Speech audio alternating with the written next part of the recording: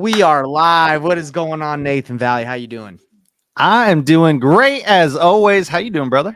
I'm feeling great today, man. So today what we're going to be talking about is what to look for when wholesaling real estate. That's a question that gets searched a lot online, and that's a question I get a lot. So we're going to bounce in, we're going to talk about it. We're going to make sure you guys understand what to look for when wholesaling real estate. But before we get into that, let me introduce myself and you'll introduce yourself so you know if we're even worth listening to. So my name is Nathan Payne. I've been in the business for 7 years and I've done hundreds of deals, millions of dollars in transactions. I've done anything from pre-foreclosure, probate, you name the list. I've done a deal, you name the state, done it. So we're here to kind of share with you our expertise so you can go out and know what to do when wholesaling real estate. Nathan Valley, who are you?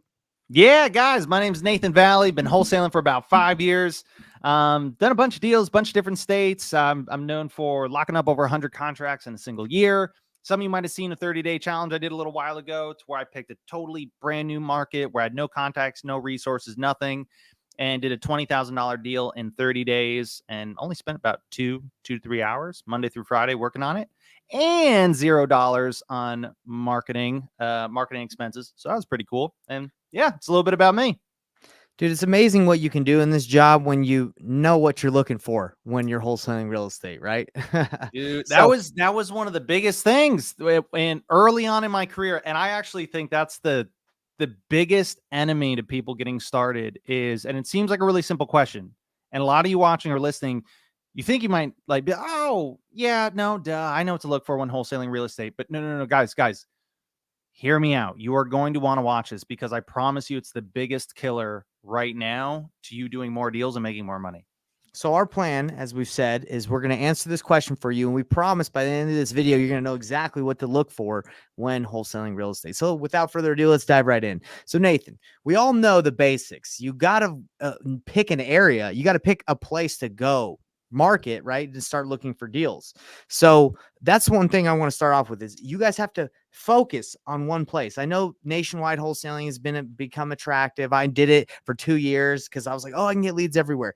If you're starting out, focus in one area, okay? Just one, because you have to master that area so you understand if you get a good deal or if you get a crappy deal. A lot of things differ and depend on like the location, right? Like one street could be worth millions, then the next street could be worth $500,000, right? It really just depends. So first you got to pick an area. So when knowing what to look for, you know you got to start in one place. Would you agree, Nathan? 100%. And, guys, just to reiterate that, again, doing national wholesaling, being in all these different markets, again, that was really sexy a number of years ago. Don't hear that many people talking about it. Not nearly as many today as there was, even just a few years ago. The reason's because a lot of people lost a lot of money trying to do wholesaling nationwide. Because, guys, picking one market, it's one of the biggest advantages that you can use in real estate, right? If you pick stocks or something like stocks, if you have insider knowledge, right? That's illegal, right? Insider trading. You're not allowed to kind of know this stuff. Real estate, guys, if you know the ins and outs, if you know that neighborhood, you know that street, you know that corner, you know exactly, guys, that's just a competitive advantage. Right. And guys, every market is different. Every state is different. Every buyer is different. And that's why going nationwide is so hard because real estate is hyper local. You nailed it. Now, guys, we're going to be going through this pretty quick to answer the question because we could go really in depth, but we don't need to. We're going to give you the basics so you can take action with what we're going to tell you. So once you pick that market, the reason he mentions that, guys, is to really just remind me that we're supposed to be going through these quick. This man can talk about the one market thing for hours, okay?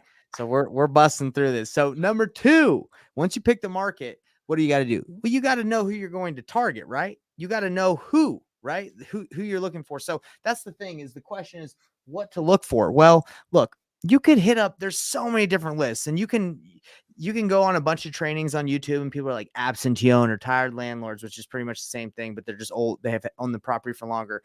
Tax lien, pre-foreclosure, probate. You go on any of these services and we love Batch, but they have a lot of different options. Who do you go for? You don't have all the time in the world. Maybe you don't have all the marketing dollars in the world. Who do you look for? For me, I pick the person that I believe is going to have the highest motivation and the least amount of leads. So I don't have to go through thousands and thousands. When I first started, they said unknown equity. There's like one of my coaches said unknown equity, high equity. So that means they own a lot of their equity in the property, or we don't know. And those lists had like 20,000, 30,000 people. So that means you had to blow through those. You had to like hire cold calling teams. It was a lot of work. What I like to do and what I tell people to do in our clients, and we're going to be talking about a certain situation that we have a win right now, targeting probates and pre-foreclosures. So, and that's why, and the reason why is because less leads, harder to get a hold of because they're getting blasted by people, so they don't really answer. So you got to be like a sniper and aggressive to get a hold of them. But when you do, they're usually pretty motivated. So you got to pick, I would just say pick a list. Nate, what would you say when you pick a niche? Yeah, guys, so when you're looking to get started wholesaling real estate, we're not looking for deals. We're looking for problems that we can solve, right? We're looking for motivated sellers. The motivated seller is what makes it a deal, right? You can have a deal, but if the seller's not motivated, good luck, right? In any real estate transaction, if the seller is not motivated, specifically with wholesaling, right? If the seller is not motivated, good luck, right? But if you have a motivated seller, if you've got that one piece right, guys, everything else you can make happen. So, and again, when finding a motivated seller, that's the number one thing we're looking for, but we got to narrow it down because again, like he said, just because somebody has equity in the home doesn't make them a motivated seller. Just because it's a second home, I'd say that makes them not motivated. They almost own all of it. Why would you be motivated to sell if you're like, man, I don't need to sell? The people that I would say are motivated are people who are about to lose all their equity, right? Or they're about to lose their home, or the people who have inherited the home in the probate process. And they're like, I don't live there. I don't need that house. I just need to sell it. So you have to look at the problem. Yeah. And especially when someone's just getting started, guys, you don't, or at least when I first got started, man, I was broke. I was like dead broke when I first got started. I'd spend like $37 on skip tracing and be like, oh man, I hope this comes back to a deal. So all the other strategies, that can cost a lot of money, reaching out to a lot of people. Well, what if I just only spent my time going after the highest quality, most motivated people? And then, yeah, it might be a really small list, but what if I spent a disproportionate amount of time with those highest quality people, right? And I don't need to spend 6 to 8 hours on a dialer. I don't need to spend, $2,000, $3,000, $4,000, $5,000 a month on direct mail and, not get any calls or putting out bandits on. What if I just reached out and spent my time? And you don't need to spend a lot of time when there's not a lot of people, right? And you're making the most progress because, again, you're reaching out to the most motivated people. Again, guys, quality over quantity, right? Not only do you make a lot more progress and it's a lot more fun and you learn so much more and get further, but it's also way less expensive than the shotgun approach of let me just throw a whole bunch of marketing at the wall and hope something sticks. And that's what a lot of people start with. That's what I started with. I spent $10,000 in mailers hitting the unknown equity list and absentee owners. Didn't get a deal. I don't want that to be you guys. I want you to go get a deal and be profitable and not be 10K in the hole and being like, oh my gosh. Okay. So pick one market, pick a list. This is what I recommend. So once you pick the list, right, now you need to understand how to market to them. But before I even get into how you should get a hold of those people, I think people feel more comfortable if they start to understand how to have that conversation, like what to say. Because if you're like, well, let me market and then let me figure out what to say once that happens. Some people do that, but I think it doesn't take that much effort to understand the conversation. So again, what are you looking for? That's the next step. How do you talk to these people that you're going to be working with? So what to say, what are you looking for? So what are you looking for? And you could even say, this is a lead qualification process. This is a sales process. And this is where the money is made, because you can put me against someone who's just, hey, do you want to sell your house? Hey, do you want to, and he's just looking for that low hanging fruit. For me, I'm looking to understand the situation, not necessarily, okay, are they willing to sell at a discount? Because a lot of people, they're not there yet. They want as much as they can get. So you have to be able to understand how to have this conversation. That's what I think is the next step. Understand how to talk to people. Then let's get the marketing going. Let's do the texting. Let's do the calling. Let's get in front of people's houses. Let's knock, leave notes, mail, you name it. Doesn't matter. But you got to understand that the money's made through the conversation. Nathan, do you have anything you want to add to that?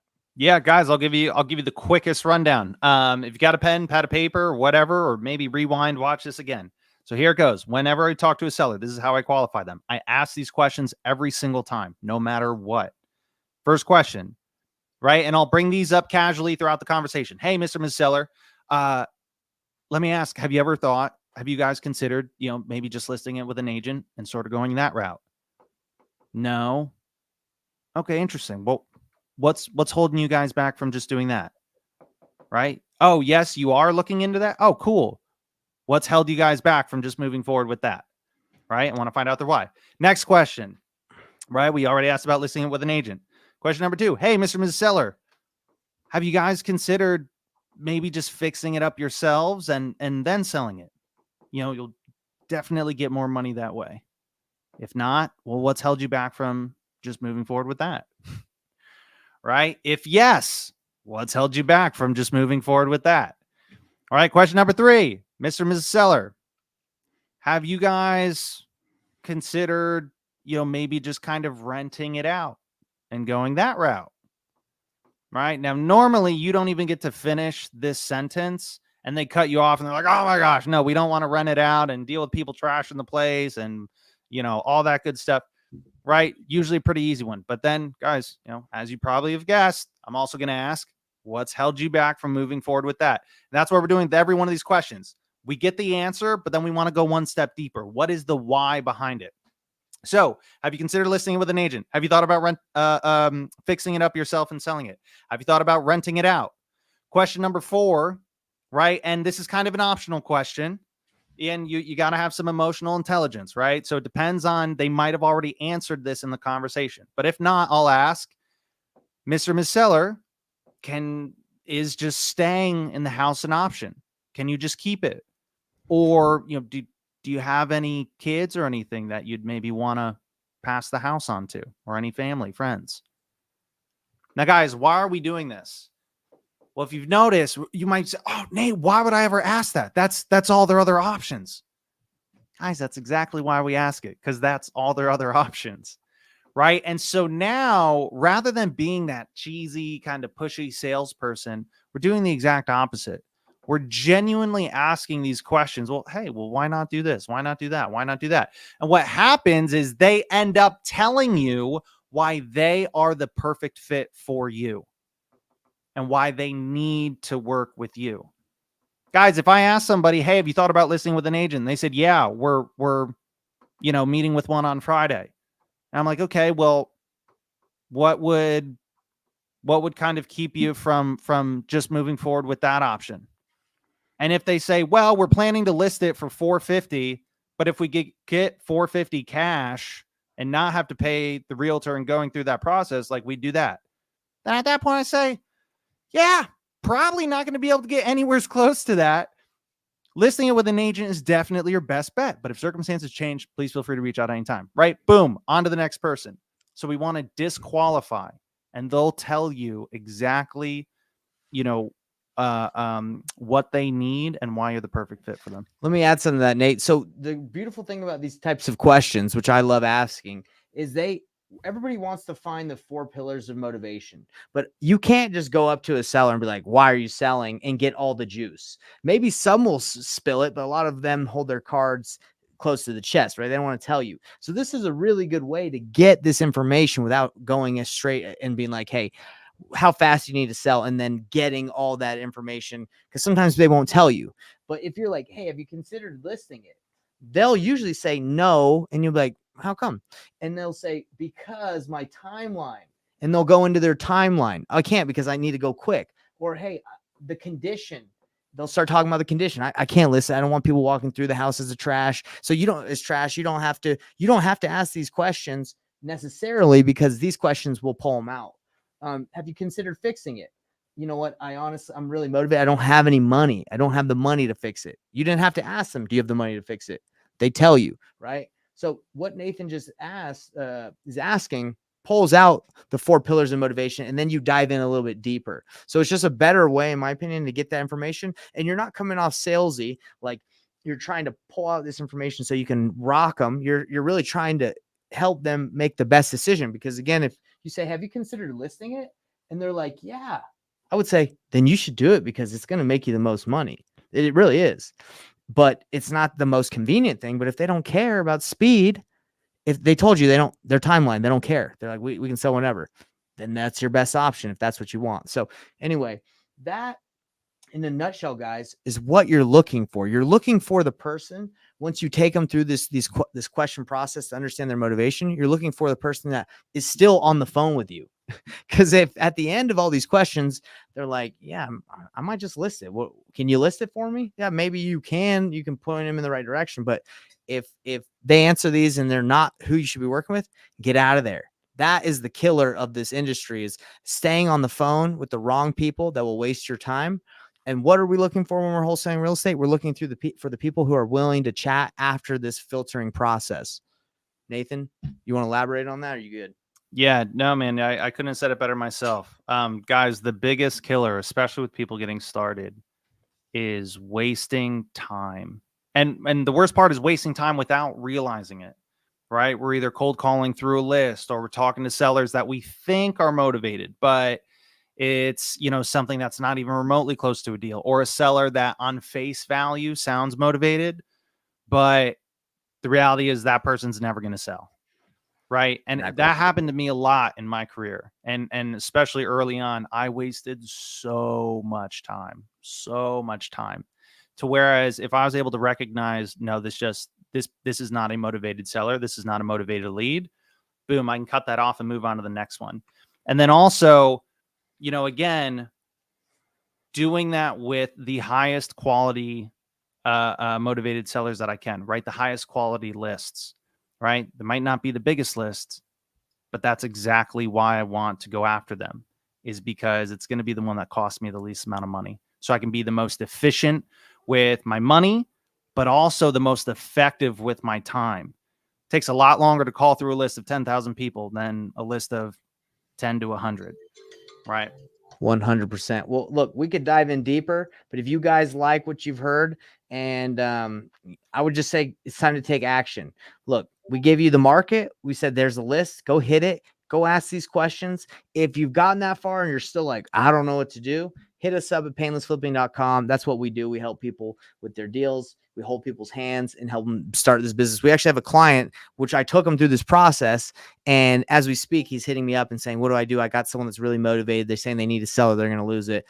Look, it requires action. There's nothing pretty to it. He told me he called 40 people today.